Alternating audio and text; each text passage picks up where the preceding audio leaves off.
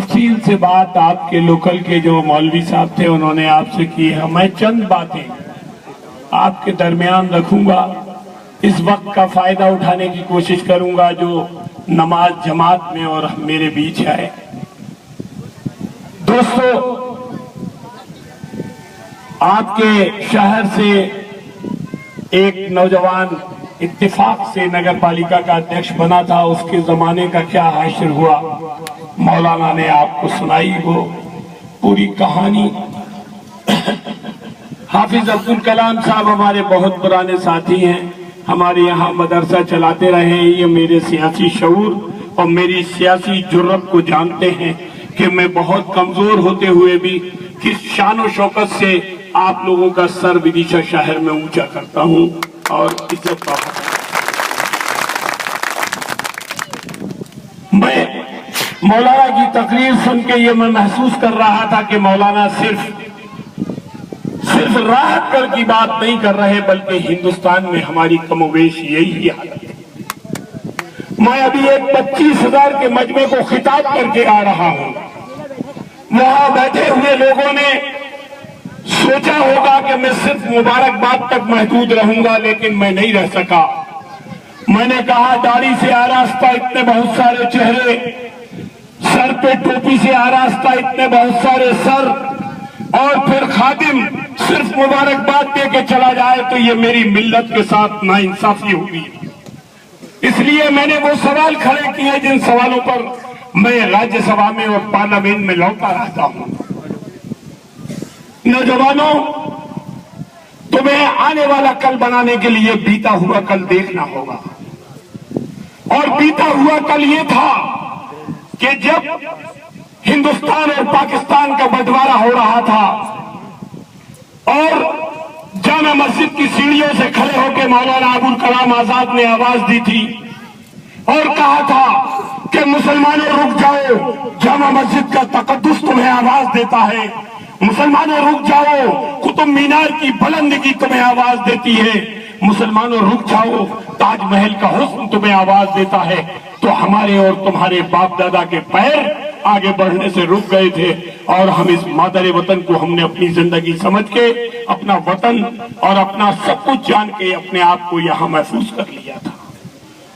लेकिन आजादी के बाद जो कुछ हुआ, अगर तुमने उस पर गौर नहीं किया तो आने वाली नस्लें तुमसे सवाल करेंगी, कब्रिस्तान के अंदर जाके तुम्हारी कब्रों से सवाल करेंगी कि तुमने हमें जगाया क्यों नहीं था। जब मुल्क आजाद हुआ उस वक्त उर्दू जवान थी। जब मुल्क आजाद हुआ हिंदुस्तान में सबसे ज्यादा उर्दू अखबारात थे।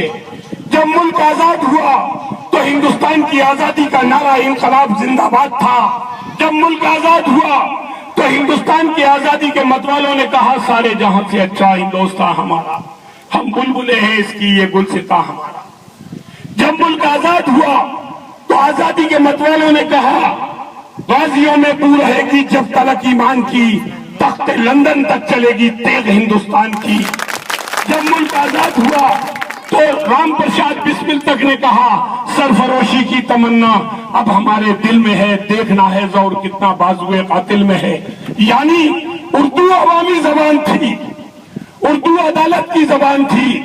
बताओ ऐ उर्दू जानने वालों, ऐ हिंदी जानने वालों, ऐ अंग्रेजी जानने वालों, बताओ अदालत अल्फाज किस जबान का है?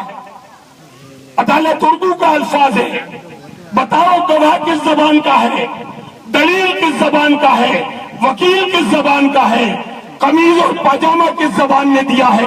उर्दू जबान ने तुम्हें वो अल्फाज दिए इस मुल्क को, और मुल्क से आजादी के बाद उर्दू को कत्ल कर दिया गया, उर्दू को छीन लिया गया, उर्दू को मजहबी आग में झुलसा दिया गया।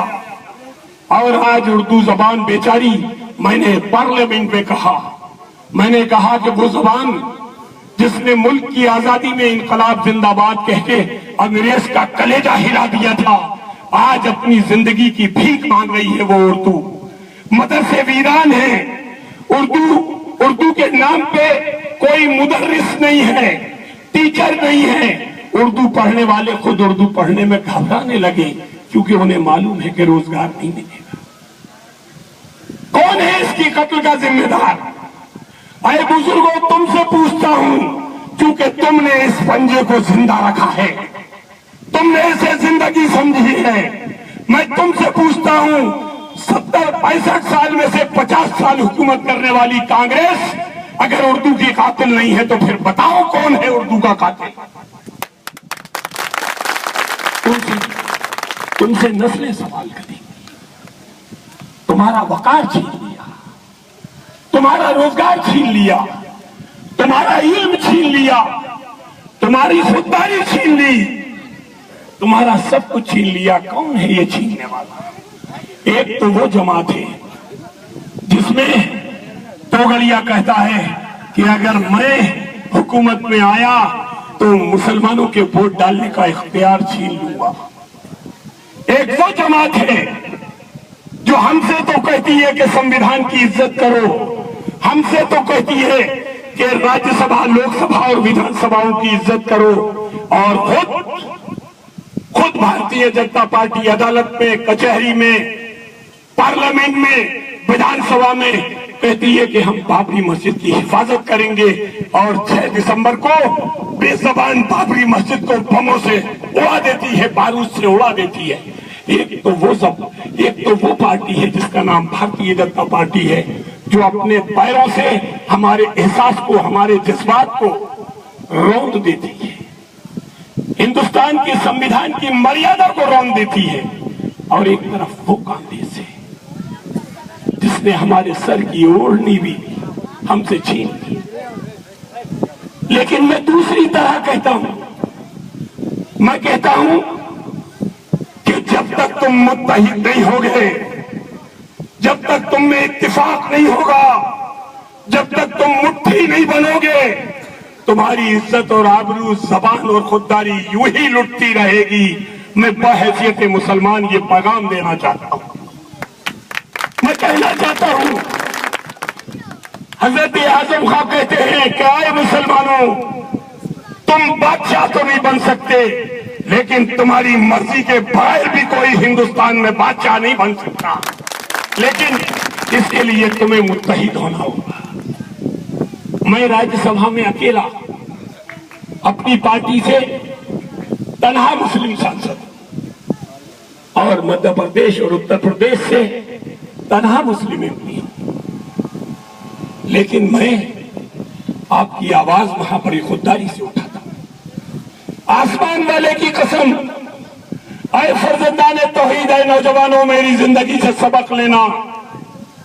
मैं राज्यसभा में, मैं पार्लियामेंट में तुम्हारी आंखों की रोशनी हूं, तुम्हारे बाजुओं की ताकत हूं, तुम्हारी वो जबान हूं जो सबका बदला ले लेता हूं। मैं तुम्हारी जरूरत हूं, मैं तुम्हारी आबरू बन के पार्लियामेंट के अंदर आंखों में आंखें डाल के हिंदुस्तान के वजीर आजम से सवाल करता हूं। आज तक कोई माई का लाल नहीं कह सकता कि मेरी आंखें नीची,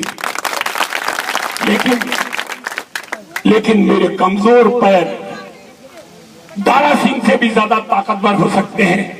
तुम्हारा साथ मुझे चाहिए। मेरे कमजोर हाथ किसी बड़े से बड़े पहलवान से भी ज्यादा ताकतवर हो सकते हैं, लेकिन मुझे मेरे बाजुओं को तुम्हारे बाजुओं की ताकत चाहिए। मेरी कमजोर आवाज,